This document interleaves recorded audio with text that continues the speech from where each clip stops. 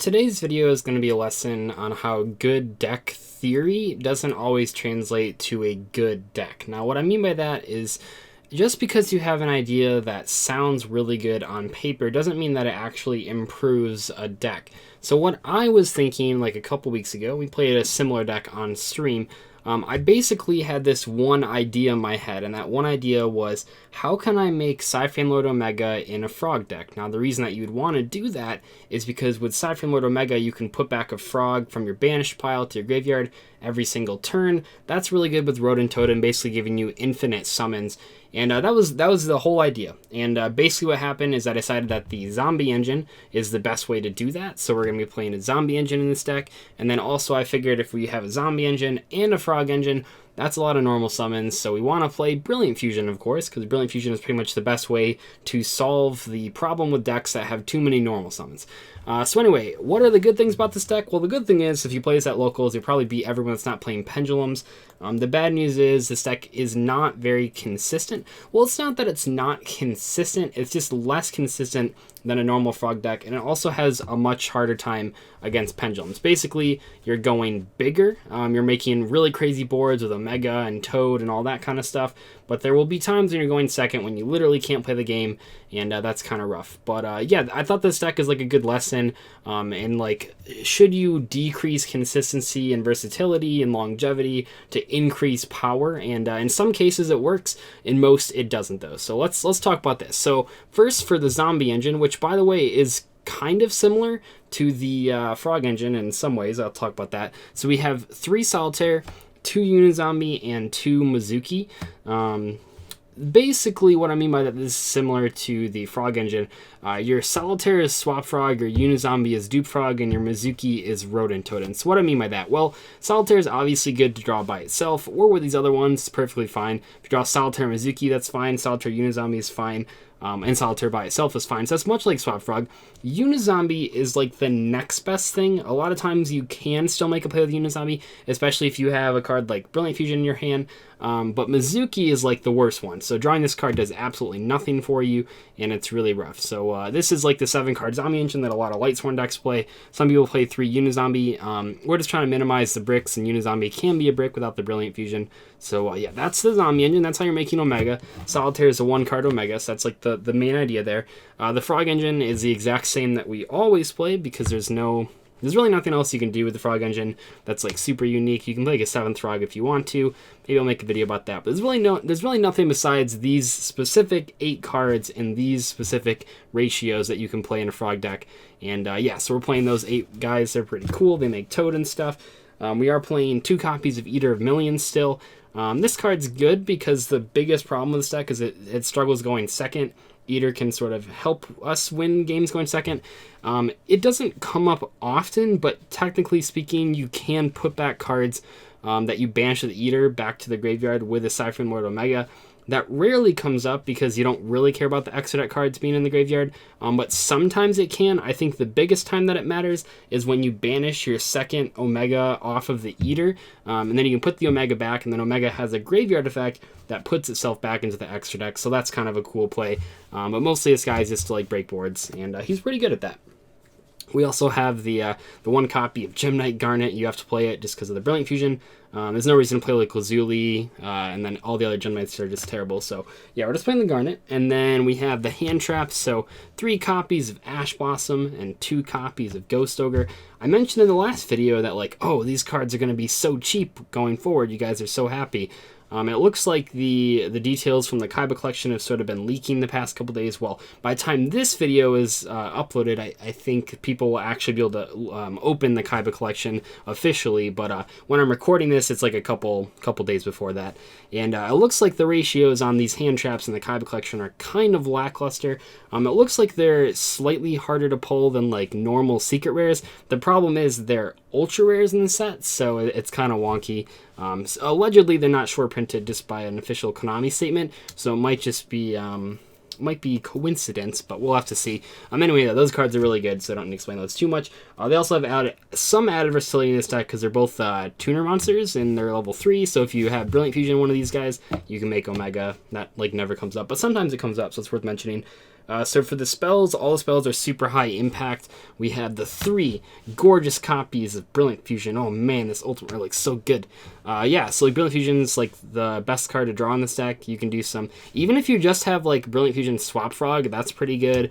Brilliant Fusion with just the zombie cards is pretty good. Pretty much anytime you draw a monster card and Brilliant Fusion, you're all set to make some pretty stupid boards. So that's kind of like the instant win draw. We also have Monster Reborn and Soul Charge. These cards are good just in general in frogs, I believe, just because they're sort of like extra water monsters. When you draw Swap Frog in these cards, it's basically Toad. But they're also good with the zombie engine. It makes a lot of double Omega plays happen, so we're going to play those guys. And then 1 Regeki for the board clear, which is pretty good. So like I said, all the spells are really high impacts. If you draw any of them, you should be in pretty good shape. So one of the big differences between this version of the deck and the version that I played on my 2 live streams for a couple hours with this similar deck is that in that version, I cut basically every single trap card to play like more Light Sworns. Well, I say more Light Sworns. There's no Light Sworns in this deck, but I basically cut all the traps to play Light Sworns to play a bigger deck. Like you could do so many plays when the deck went off. What I found was that the deck really, really lacked any sort of defense besides Toad. So I wanted to play some trap cards in this version, and I think in the testing that I've done, it actually makes this deck a lot better. So we are playing 3 copies of Paleozoic Canadia and 3 copies of Olenoids. Yeah, these cards make such a big difference. Not only is it easier to make Toad when you play these cards, they're just good disruption, and that's kind of what this deck needs. Because anytime you have Toad, it's usually not enough to just win the game on its own. But when you have like some sort of disruption with it, it's really helpful. And then also we're going to be playing the Solemn cards. So 3 Solemn Strike, 1 Solemn Warning, and 1 Solemn Judgment. So these cards are all really great as well for when you don't draw like a crazy wombo combo hand. Sometimes it can just be enough to open a couple traps in a Dupe Frog or a couple traps in a Unizombie. And yes, these cards kind of keep you alive when you draw bad or when your opponent disrupts your play. So I like them a lot. Maybe they're not super standard in a deck like this. I know that like the version that I built on stream was just like, okay, we're gonna draw like 1,000,000 cards with Solar Recharge, or we're gonna mill Rodent Totems with Charge of Light Brigade. But in testing, I think this version works out a lot better just because it has that sort of that failsafe of like having all these trap cards just in case you don't combo off. And I think it's what makes this deck like kind of viable. Before it was just sort of like a meme deck with just like all raw strength or whatever. But with this, I would feel very comfortable taking it to a locals and even like a regional qualifier, to be completely honest. It definitely will open some pretty crazy boards, but even just opening Toad and Omega tends to be good enough to win most matchups. Anyway, on to the extra deck. We have 3 copies of Toad, obviously, 2 copies of Opabania. You usually banish one with Eater. You usually banish this guy with Eater as well, but he's in there just in case. He's good when you can summon him. It's just like the only normal traps in this deck are the actual Paleozoics, so you have to open like multiples to be able to make this guy. It's kind of weird. We are playing 2 copies of Omega. This is the only synchro we're playing, so what's cool and what's not cool, like the cool part is that like this deck can make synchros. Like you could play Stardust and you could play Scarlight. What's not so cool is that the extra deck is really tight because we have to play rank 2s, we have to play some synchros, we have to play Seraphonite, we have to play Link monsters. So because the extra deck is so tight, we don't really have the option to play more synchro monsters, but Scarlight and Stardust are like the 2 biggest ones that I would consider playing. But honestly, like this card usually gets the job done. It's not super important. Especially now that we have Link monsters, so we can use the Unizombie for something other than synchros.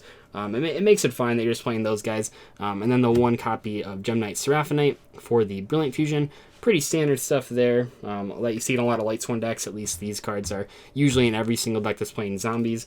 For the links, we have 2 Mistar Boy. This is really important. It might not seem like you have that many water monsters, but you actually have basically the same amount of water monsters that you have in a normal Frog Paleozoic deck. The difference is that we have near infinite Rodent Totem summons, which means that we need to leverage them into something, and Mistar Boy is a really good something to leverage them in. So we're going to play 2 copies of that. I am playing 1 Missus Radiant.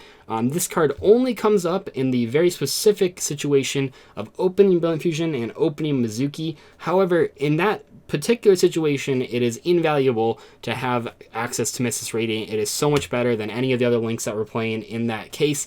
So you have to play it for that one particular situation. I know it might not seem like that comes up often enough, but the times when you have Mizuki and like Seraphonite on the field and you really need to make something, Missus Radiant is just so good. So if you're not playing it, you'll probably lose a couple games because you're not playing it. One Underclock Taker, this is for everything else, because we have like water monsters and fire monsters and earth monsters and all that sort of stuff. We want to have something that's a generic link too.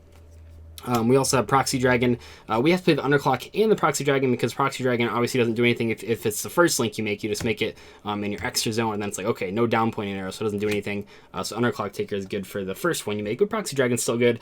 And then one card that kind of ties the whole deck together is Saryuja Skulldread. This card is incredible. I think I've already talked about this card a lot, not only in like Frogs with Scapegoat, but also in FAs. This card is ridiculous. This card's pretty insane, not only for the drawing effect, but in this deck, the special summon effect is really useful as well. And we are playing so many differently named cards. It's super easy to get this guy. Usually, I mean, you can just make him almost off of any time you have Brilliant Fusion and Swap Frog, because that gets like a ton of names into the field, or into the play at least, and anytime you like open a zombie, you're good as well. But this card's incredible. It can really unbrick your hands as well if you have like a wonky hand. Like sometimes you can combo off, but then you have like dead zombies in hand. Dead zombies. But sometimes you have like dead cards in hand, including like the zombies or like a rodent totem or something. And in those cases, you make the Skulldread and you draw 4 and put those bad cards back and draw into like traps or hand traps to support your board of like Omega and Toad.